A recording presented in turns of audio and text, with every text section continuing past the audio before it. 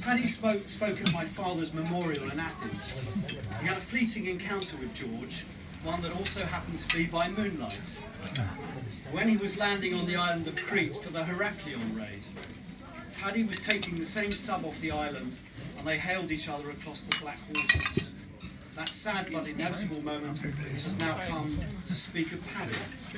As a family, we spent so many lovely summers at Cardamili, while Paddy and Joan would sometimes take our house in Wiltshire, so I don't much remember him there. More, I remember him in Athens, where, for example, one evening after having met us for lunch in the street of the Tripods, where he had lived for a while, I think I have the name correctly spelled, he talked about his walk across Europe and how he would recite poetry to keep his mind occupied. It didn't need much prompting, as the wine had been flowing now for hours and he was off, working through verse after verse of Macaulay's Horatius, without stopping. It was astonishing to see Paddy, then already at the ripe old age of 92, not miss a single line. Rather, it was as though he was in his element. Early the next morning, Paddy touchingly signed a copy of Rumilly for my wife Patricia. Beautifully embellished his signature with birds, swallows returning, he wrote.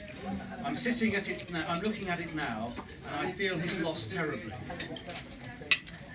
Downstairs on the staircase, a photo of two old friends stands side by side, both proudly wearing their medals and ties, that of the SAS for George, and that of the Special Forces for Paddy.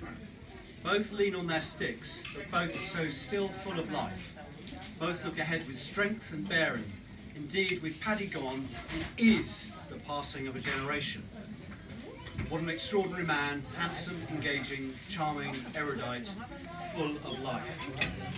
And finally, I know I've been going on a bit, from Demetrius Lemonakis, whose father knew Paddy, and Paddy helped him with Demetrius' father publishing a book.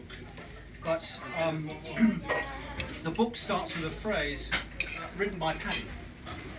Ideas change and people die, and with time monuments fall.